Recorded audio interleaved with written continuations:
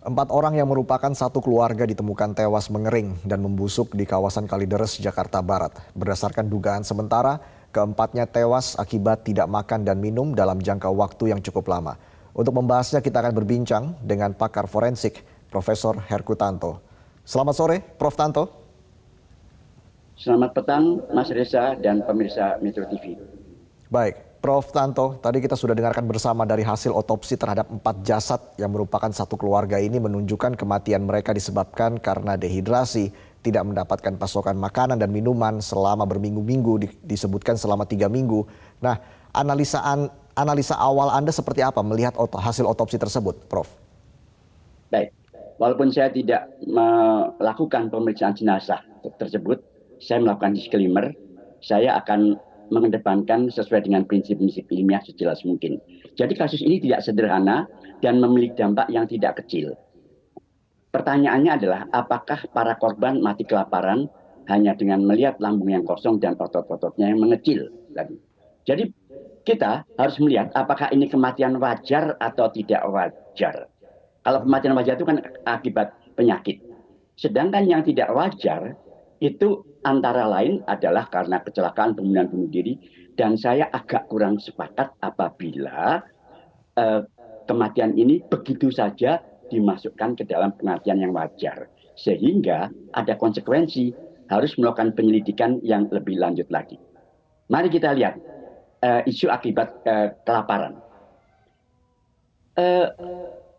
Dalam hal ini kita perlu perhatikan yang pertama, beberapa literatur itu mengatakan bahwa kematian akibat kelaparan berkisar antara 8 sampai 21 hari. Tidak ada kesepakatan yang bulat tentang hal ini karena banyak faktor yang berpengaruh. Usia, komorbid, penyakit yang sudah diderita, dan status gizi pada awalnya. Kedua, kematian ini terjadi pada 4 orang sekaligus. Padahal usia, komorbid, dan status gizi sulit untuk dikatakan sama persis. Yang ketiga, apakah di Jabodetabek begitu sulitnyakah memperoleh makanan? Lalu apa yang paling mungkin terjadi pada kasus ini dengan memperhatikan 3 fenomena tadi? 1, 4 orang mati bersama, pada lokasi sama, dan pada saat yang kurang lebih sama. Pada kasus ini, fenomena keracunan zat tertentu harus bisa ditemukan atau disingkirkan untuk mencari penyebab lain. Karena faktor 3 fenomena tadi itu ketemu. Jadi, untuk ini harus dilakukan tahapan secara ilmiah, yaitu yang pertama kemungkinannya adalah keracunan, atau mungkin kalau ada kekerasan, kalau masih nampak, karena ada mumifikasi. Ataukah yang ketiga adalah memang dengan sengaja suatu ritual bersama menuju kematian bersama akibat kelaparan. Ada indikasi keracunan, Prof. Tanto, tadi Anda sebutkan? Kenapa? Ada indikasi keracunan tadi Anda sebutkan, Prof. Tanto. Ini seberapa besar peluangnya sebenarnya kalau kita lihat keracunan di 4 orang itu ini? Tadi harus disingkirkan. Karena orang itu sama-sama mati berbarengan begitu tadi. Apa iya matinya itu bersama-sama begitu tadi. Mengingat faktor-faktor penyebab kematiannya itu adalah kita belum tahu. Dan apabila kematian itu bersama-sama pada waktu sama, lokasi juga sama, itu ada faktor-faktor luar dari keempat itu yang bisa terjadi. Kalau tidak kita pikirkan, kita harus berani menyingkirkan bahwa itu tidak terjadi. Demikian. Oke, Prof, artinya tidak ada sisa makanan di lambung korban berdasarkan dari hasil otopsi itu sama sekali belum bisa menjadi tolak ukur bahwa korban meninggal karena kelaparan atau tidak ada akses untuk makan dan minum. Seperti itu, Prof? Pada tahap ini, saya belum sependapat bahwa itu merupakan satu-satunya faktor yang memutuskan pendapat kita bahwa ini adalah kematian akibat kelaparan. Tentunya juga kita melihat kalau toh misalnya dia itu tidak makan, matinya bersama-sama atau berbarengan atau bagaimana? Hal-hal semacam itu yang harus diselidiki tadi. Di dalam keadaan yang sangat ekstrim itu bisa-bisa saja. Namun kita lihat sendiri seperti misalnya maaf kasus-kasus di negara lain, di Afrika misalnya, mohon Oke. maaf gitu tadi. Nah, itu juga mereka sampai begitu bentuk anatomisnya itu masih bertahan beberapa lama begitu. Dan ini Hmm. adalah Jabodetabek. Demikian Mas Reza.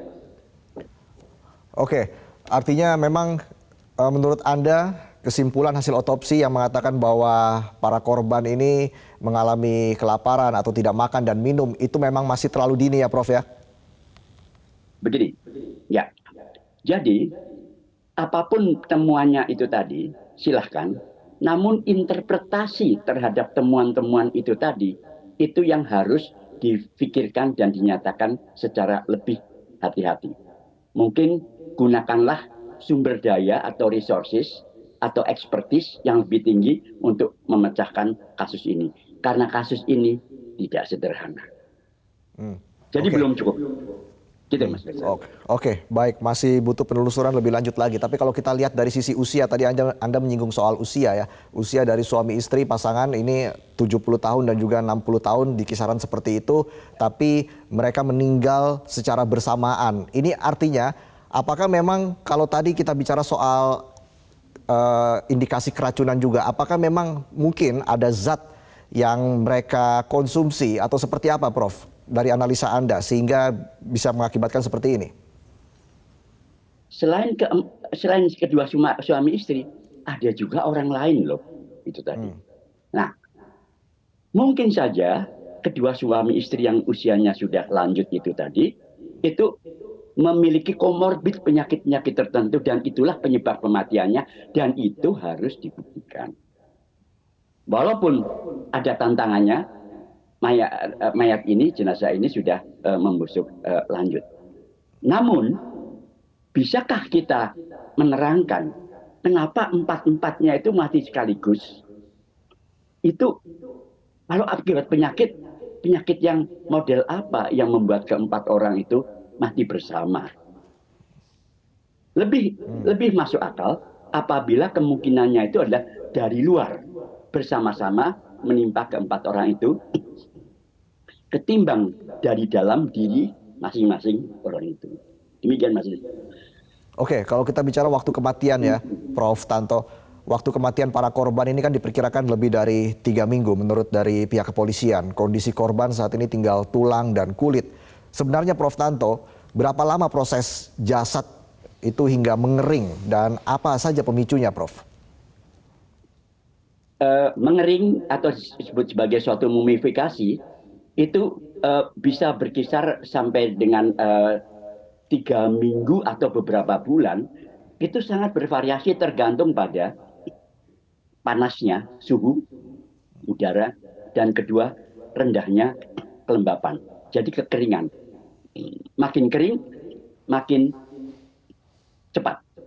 Begitu juga dengan makin panas nih, karena dia itu akan menguap sehingga cairan-cairan di dalam sel-sel itu tadi akan segera keluar. Dan dalam hal ini waktu yang pasti sulit untuk ditentukan. Tetapi menurut saya antara 3 minggu, 1 bulan ataupun lebih itu masuk akal. Terima kasih. Oke, baik. Lalu untuk mencari penyebab tewasnya korban ini apa yang perlu ditindaklanjuti lagi, Prof? Karena juga dokter forensik mengatakan selain memeriksa organ lambung akan diperiksa lagi organ-organ lainnya. Bagaimana Anda melihat hal ini, Prof? Ya. Kita akan harus melihat, menyingkirkan adanya zat-zat tertentu di dalam tubuh yang bersangkutan. Kalau toh masih didapatkan darah, Jadi artinya adalah kemungkinan akibat keracunan itu harus disingkirkan. Jadi pemeriksaan toksikologi itu tentunya adalah harus dilakukan ke arah sana. Selain juga misalnya kelainan-kelainan untuk penyakit-penyakit jantung dan pembuluh darah diharapkan pada mumifikasi itu daerah-daerah jantung yang terjadi perkapuran itu masih memungkinkan untuk diperiksa secara patologi secara patologi anatomis. Setelah itu diketahui, maka kita akan bisa menyimpulkan ada penyakit atau tidak sih, adakah keracunan atau tidak sih, barulah kita bisa mengatakan pemeriksaan itu adalah saintifik. Karena hal-hal yang menyangkal adanya kematian karena kelaparan itu tadi sudah disingkirkan. Jadi yang penting adalah menyingkirkan kemungkinan-kemungkinan itu. Demikian Mas Reza. Baik, terima kasih pakar forensik Profesor Herkutanto atas analisanya dan terima kasih sudah bergabung bersama kami di Prime Time News.